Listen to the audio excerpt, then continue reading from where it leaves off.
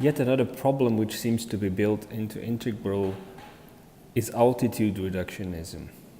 Well, some disciplines perform different kinds of reductionisms, materialism being one of the examples against which integral has had so much to say, but integral has its own form of reductionism, which could be summarized as altitude reductionism. The idea that this low resolution big pictures in which integral theory is thinking are best apt to deal with problems independently of the actual situation you're actually dealing with. In most cases, I feel this approach doesn't really work. You need to be able to shift between low resolution big pictures, the high altitude view that is very typical of integral theory, and high resolution, high density pictures, which the different disciplines deliver us all the time. You can't just rely on one specific altitude to be able to solve any kind of complex problem. Yet, what we can observe in integral circles is that we do tend to usually theorize on high altitude levels. We speak about very abstract concepts. We speak about things in very general terms. We speak about cultures in general. We speak about trends in general. One very good example for this kind of big thing might be Jordan Peterson in his criticism of postmodernism, where he basically is speaking about postmodernism on a very, very low resolution level, which is the level of global trends that are observable in the way, for example, postmodernism has been taken up by popular culture and has been interpreted by popular culture, or the way, for example, students interpret postmodernism. If you spend one week of postmodernism, your understanding of it will be not particularly differentiated.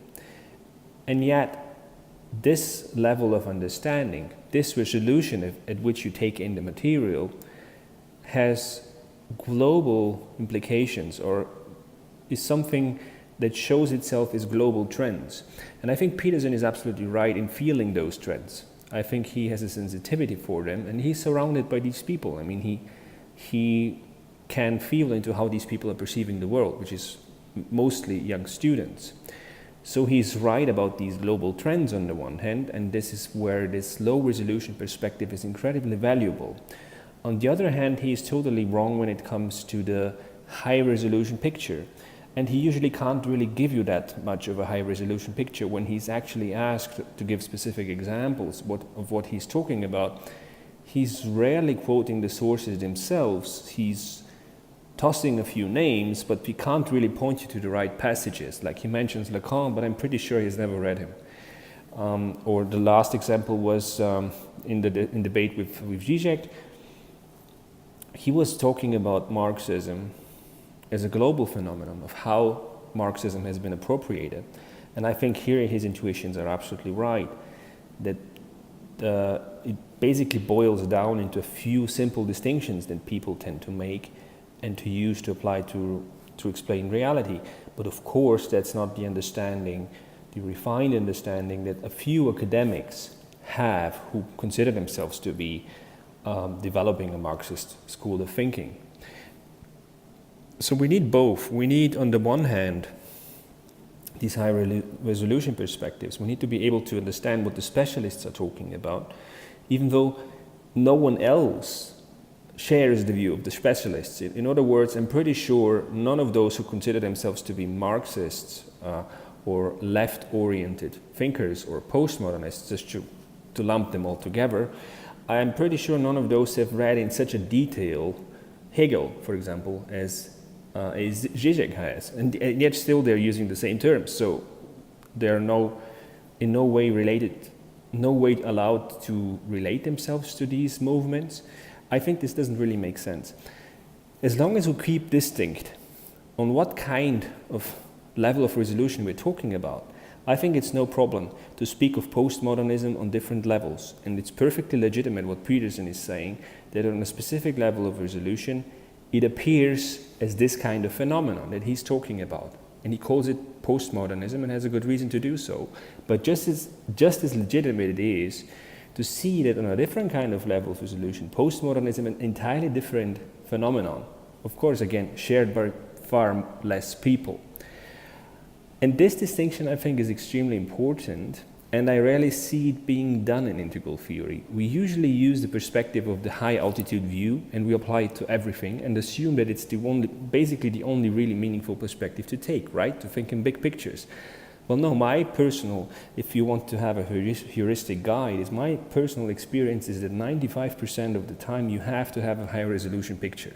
You have to spend your time in the disciplines.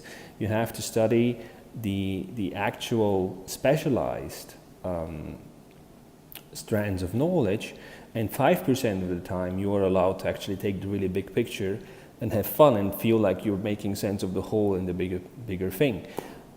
Everything else, from what I've experienced so far, leads to dilettantism and a very confusing way of using language. And it seems to be, integral theory seems to be a bit seductive for this kind of big theory in the bad sense of the term, even though Kant has often been emphasizing that the map is not the territory, and what integral theory is actually about is not meta-theories, but to make theorizing as short as possible and as short as necessary to get to the actual content of studying specifics and seeing the actual word, the actual world as something that appears in its particular diversity. But however, I think this has not worked, and integral theory has been largely used to basically get rid of all the disturbing details that the world is so full of, and all these disturbing contradictions that the world is so full of. And we have to find a strategy to force ourselves to be able to also take the high resolution perspectives and spend much more time on studying the actual specific disciplines than we are on studying grand theories, which again, they are the fun part. The grand theories are really the Saturday evenings where you can feel like you're the king of the world, but everything else, the rest of the week, is usually what the Germans call Pflicht, or basically duty, and it's not that much fun. It's mostly a very irritating state of not living up to the expectations of the world at all.